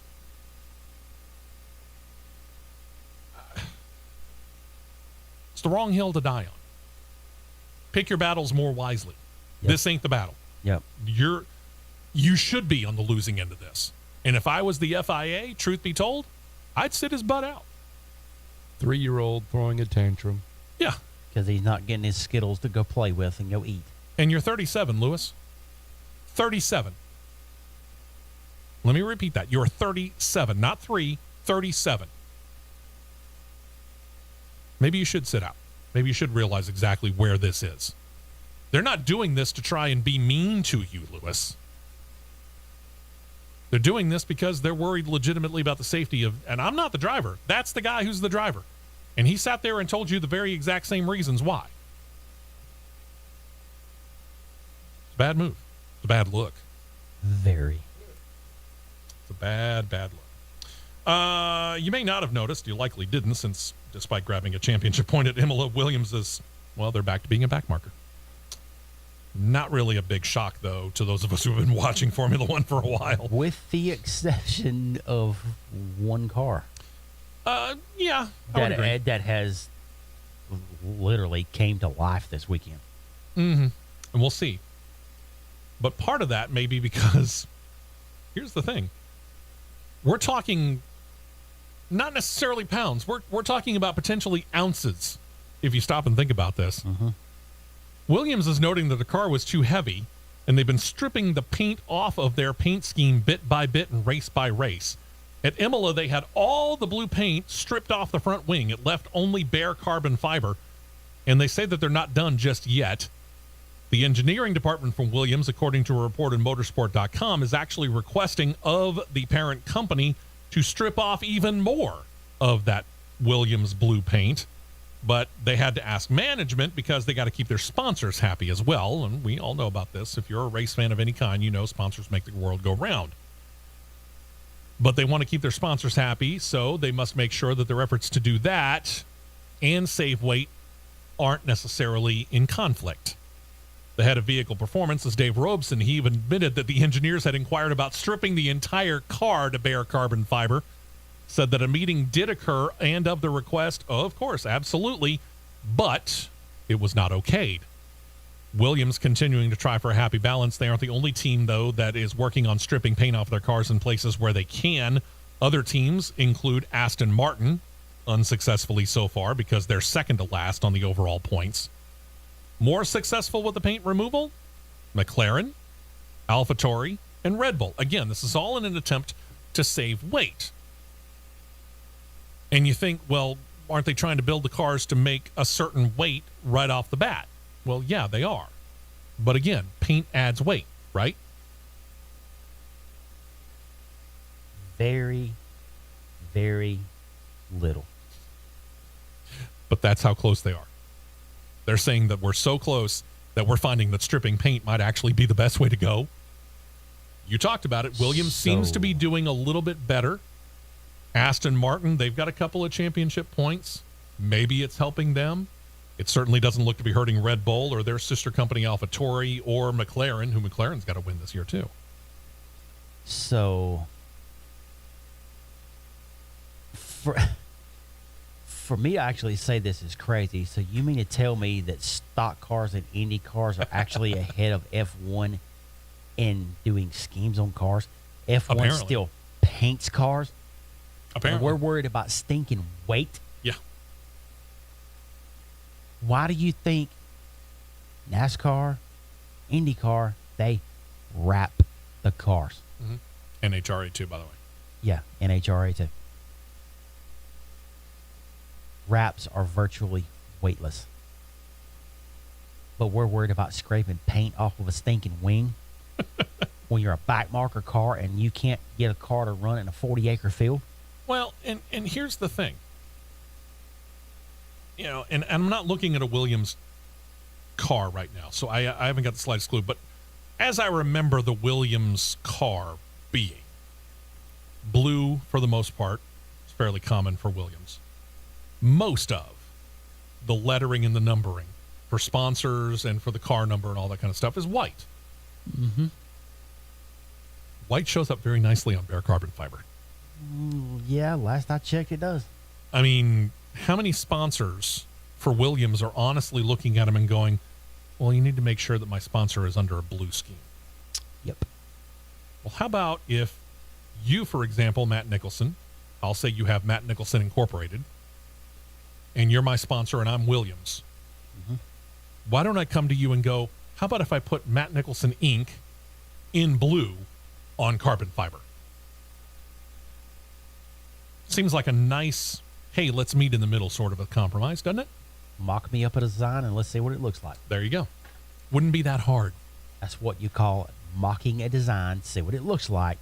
Then you put the final design agreed upon on said race car. Truth be told, I'd love to see a fully bare carbon fiber racer. I think it might actually be a pretty cool look. Just saying. I don't know. I think it might actually be a pretty cool look. Well, but then again, I like black paint schemes on cars. If you get the coloring scheme right on the numbers, see William Byron. True. And I'm going to say this aloud again. If the numbers were in the correct spot, Yeah. it would look superb. Sure. Yeah, it would. Carry on. We'll talk a little bit more about those Darlington paint schemes in an after the show. So those of you who are already on YouTube and have subscribed to CRN Live, thank you. You'll get a bonus after the show, which none of which, except previewing it as, hey, it's coming. It's all the Darlington throwback paint schemes. We're going to show you our favorites during that show. If you are not on CRN Live, go ahead and go to it. Hit subscribe. You'll be ready to go for the next time and for the next show, which will come up 5 to 10 minutes after we're done with this particular radio edition.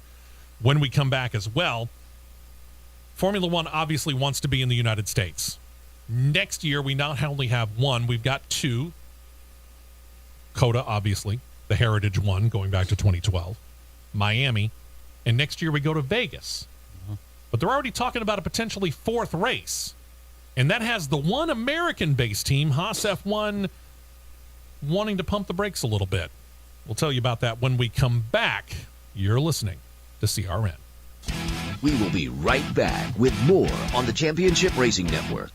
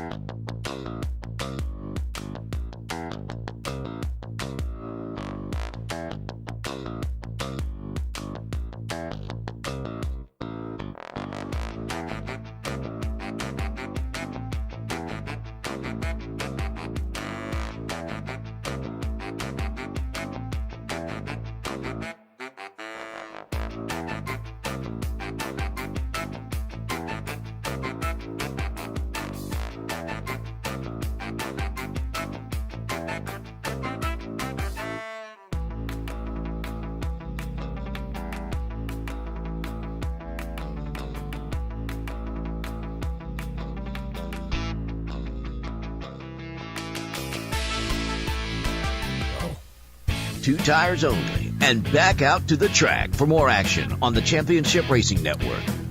All right, so while these teams are trying to find balance when it comes to how much weight they have on their cars by stripping paint off, Formula One apparently needs to be careful about balancing their intentions from the largest sports market in the world, the United States. Formula One's got plenty of interest all around the world, but according to Haas F1 team boss Gunther Steiner, who's never afraid of saying words under a microphone, Steiner told media that he believes that 3 races, the ones that are set in Florida, Texas, and Nevada for 2023, are set far enough apart, not only time-wise but distance-wise, to where they could all be successful. It's something he feels that the critics of the 3 U.S.-based races actually don't realize. They don't realize exactly how far apart these events actually are, noting that much of the criticism comes from Europeans, where some of the races are, well, let's face it, much closer in proximity. think about it. It's not really all that hard to get from Britain to France, or from Spain to France, or from France to Germany, or from Germany to Italy. They're all really close in proximity. Here's the situation. It takes an easy day's drive to get from Birmingham, we'll use Birmingham as the main focus here, big city, to Austin, Texas. Yeah. And think about all you're going through to get there. Depending on which way you go, you're going Alabama to Mississippi, Mississippi to Louisiana, Louisiana to Texas. That's on I-20, or that's dropping all the way down to I-10. That's 4 states. Let's go. Let's just go right. Let's go from my home address.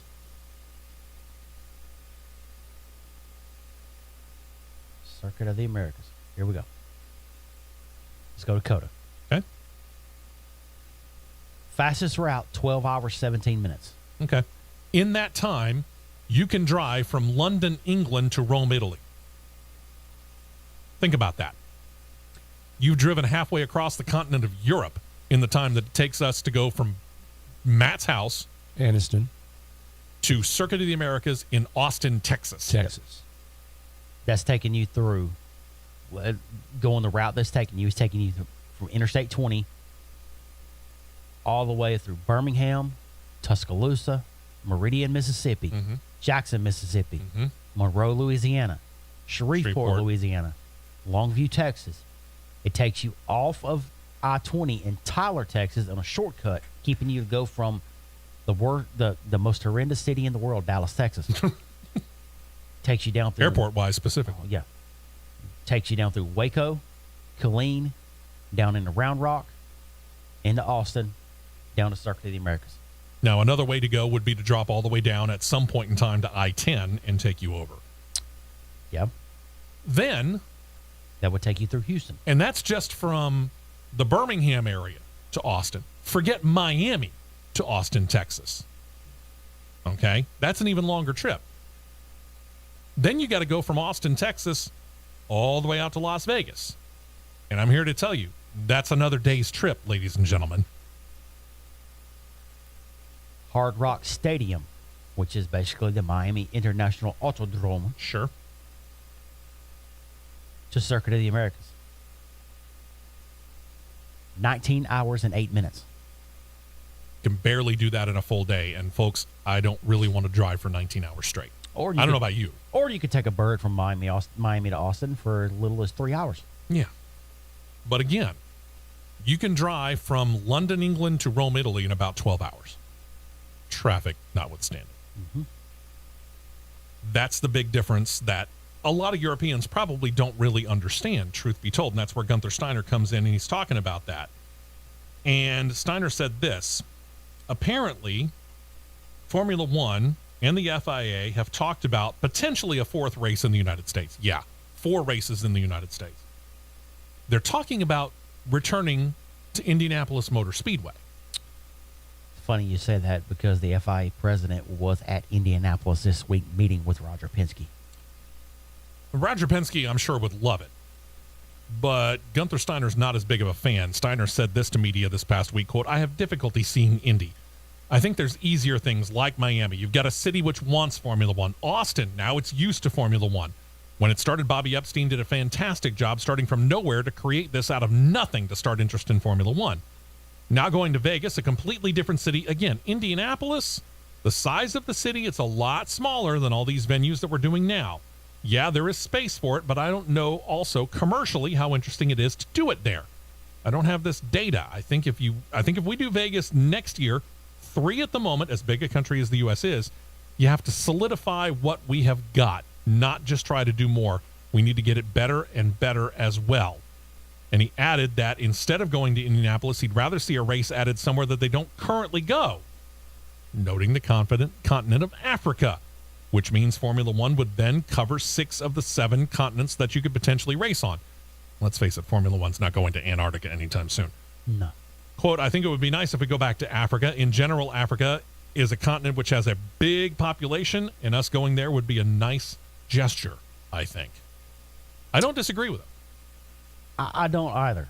You've got to get. I mean, you're setting up 3 races here in the United States, which is fine. Again, I don't have a problem with it.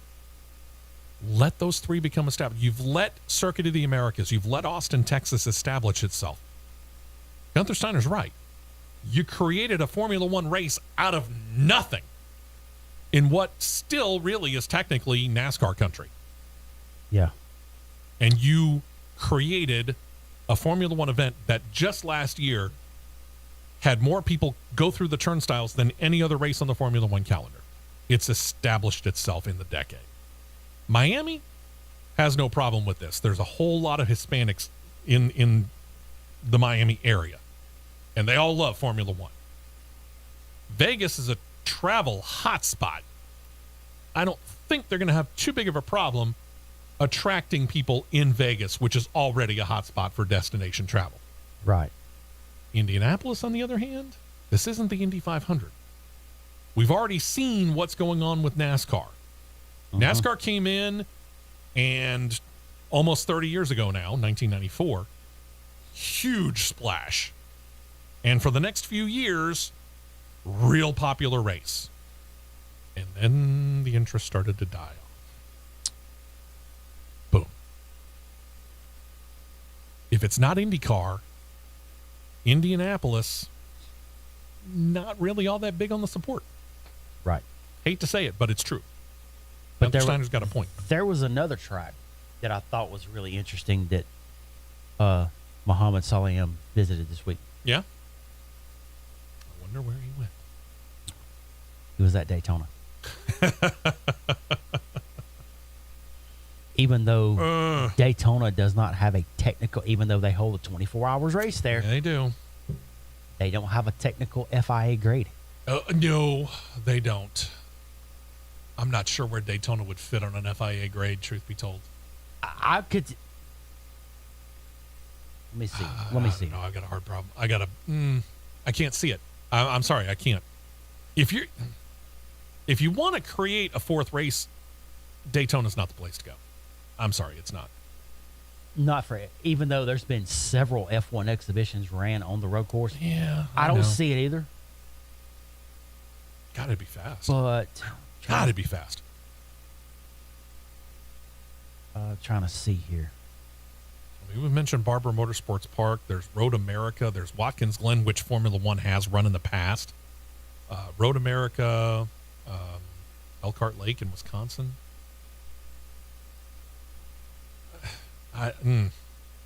Heck, for that matter, go to Sonoma or go to Monterey. Go up there to Laguna Seca. We're going to revisit this again one more time, kids. Your FIA Grade 1 tracks in the United States. We know Las Vegas is coming. Yeah. Miami. It'll have to be a Grade 1, obviously, because they're not going to race on it if it's not. Miami, COTA. Miami, COTA, Indianapolis. Those Which are I understand those facilities. I get it. Yeah. Those are it. That's your Grade 1s. Your ones that are Grade 2 that wouldn't take but about that much to get to a Grade 1. Yeah. Detroit Belle Isle. Paved, mostly. Paved. That's a pretty rough course. Lime Rock Park, Grade 2. I would say probably more facilities than paving, but it might be a combination. Long Beach, Grade 2. That's definitely a paving thing. New Jersey Motorsports Park. I don't know enough about that to know. You're in the New York market. True, but I don't know enough about the facility. It could be both facilities and paving. I don't know. It's a decent facility. Okay. But again, I don't know if it's Grade 1. I don't know if it's the facilities or if it's the track surface that's keeping it from being Grade 1. It's a track. It's Grade 2. Okay. No, excuse me. It's the facilities being Grade 1. Track is a solid Grade 1. The facilities Grade 2. Okay, so they need to upgrade the facilities a little bit. Nashville Street Course, Grade 2. That's got to, I say it's got to be a facilities thing, but I'm not absolutely positive of that. Because if you think about everything that they go over, it could partially be that certain aspects of the course might need to be paved. Portland, Okay. Grade 2. Probably a pavement thing because it's a combination street and road course. Road America, Road Atlanta, Grade 2. Yeah. Road Atlanta, I know, is a paving thing. Sonoma, Grade 2. Okay. Sebring, Grade 2. St. Petersburg. Sebring is definitely a paving. St. Petersburg, Grade 2. Virginia International, Grade 2. Watkins Glen, Grade 2. That's not a paving situation for them because they just repaved, so that's got to be a facility. Laguna Seca, Grade 2. That's got to be a paving thing because we talked about it last week, how they're about to undergo a repaving project. And last but not least, your top Grade 2 track in the United States that we know doesn't have a paving problem, we know don't have a facility problem. Have we ever heard of the track Barber Motorsports Park?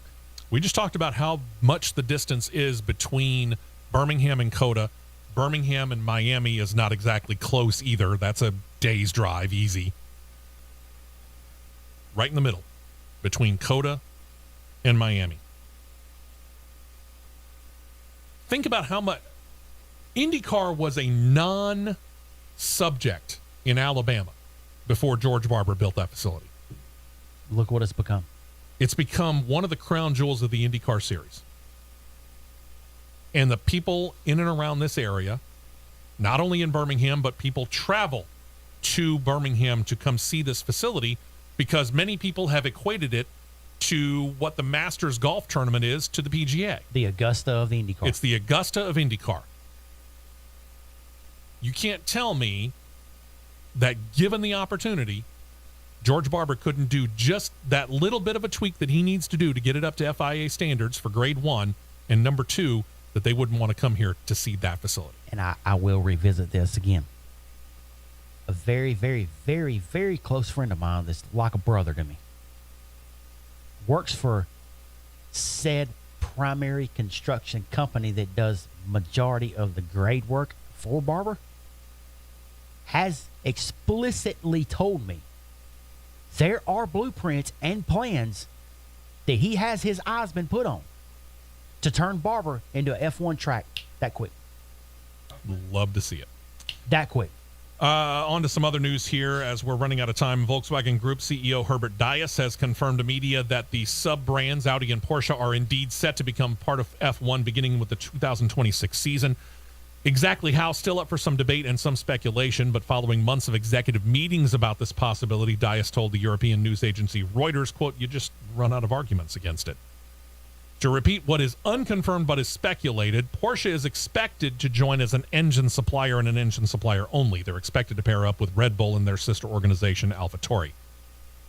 Audi's path, at least on the surface, seems differently, reported to be a little bit more involved, at least as a major team investor, if not outright buying somebody. Initially, they were linked to McLaren, but McLaren effectively axed that with a very large machete, refuting any possibility of sending any part of, much less the whole operation. So we'll see where it goes when it comes to Audi. Then there's the other situation. There's still hope on the part of Michael Andretti. Remember, Michael Andretti has already filed his application for his own F1 team with the FIA. He hadn't heard from anybody at the FIA or Formula One until they arrived in Miami. And reports came out yesterday afternoon that Andretti and FIA President Ben Sulayem had a meeting. Neither gave much detail, but Andretti came out of the meeting, told media that the meeting was, his word, positive. Adding, quote, "I don't want to say too much. They don't want to talk about it too much, but positive things."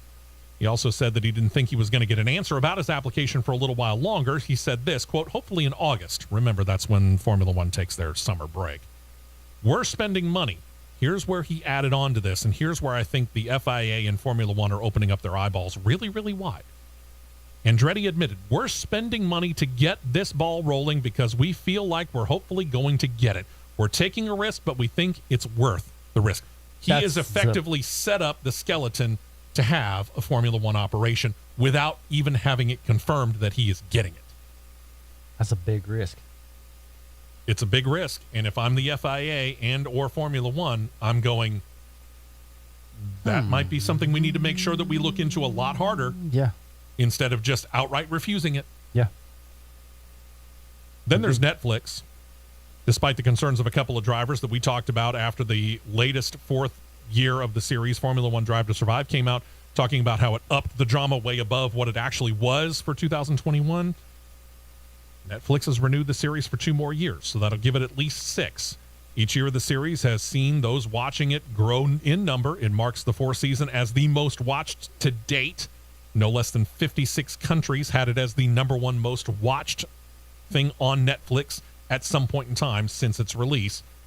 And the series is credited with boosting the popularity of Formula One around the world to heights that they had never previously known. So there you go. In some unfortunate news, and we got a picture of this. I love this old car here on our CRN live feed. Unless you're a Formula One historian, the very properly British name Charles Anthony Standish Brooks might not mean a whole lot to you, nor the name that he generally went by, Tony Brooks, but he should. Brooks was born February 25th, 1932, became known as the racing dentist because he was studying dentistry at the University of Manchester while he actually got his racing career underway. Became a certified dentist in 1956. That was the same year he made his F1 debut in the British Grand Prix. He was a soft-spoken guy. He didn't experience the stardom that fellow British drivers such as future teammates Sir Sterling Moss or Peter Collins would experience. But in only 39 Formula One starts, he got 6 wins. It's not a bad number. He began racing in club events in 1952, studying and racing until he got the chance to run Formula 2 in 1955, finishing 4th, raising some eyebrows there. He'd later win in an F1-sanctioned non-points accruing race in 1955, claiming the first international race win for a British racer dating back to 1924, which was well before F1 began. He raced for Owen Racing BRM in 55 at the British Grand Prix, but the car broke. He didn't finish. Moved to Van Wall in 1957, got 5 starts, won the British Grand Prix. 9 starts 1958, winning 3 races, but didn't finish 5 others. But that was enough to convince no less than Enzo Ferrari to hire him in 1959, where he got 7 starts for them. Added an 8 for Van Wall, showing again another all-or-nothing type season. Won twice, garnered a 2nd, 3rd, and 9th place, but he didn't finish in 3 other events. He would go on to go through and run several more years. With his racing career in F1 all but done, he returned to dentistry and became a beloved member of his community, but was never far away from the racing scene. He actually got back into his 1958 Van Wall racer at the 1998 Goodwood Festival of Speed. While he was there, Mario Andretti was hanging around with Rick Mears, Indy 500 winner, and Rick's wife, Chris, looked at Brooks and told Mears and his wife, Chris, the best of the best of the best, referring to Brooks. He passed away due to natural causes at home in Britain. Charles Anthony Miles Tony Brooks was 90 years old. Rest in peace. When we return with the After the Show, not only will we be talking Darlington, we got a little bit of Formula E and some W Series news as well. So hopefully you'll join us there. If not, join us next week as we bring the radio show back to you once again, live from 8 a.m. to 10 a.m. Central Time, God's time. Until then, have a great week. This has been a presentation of the Championship Racing Network.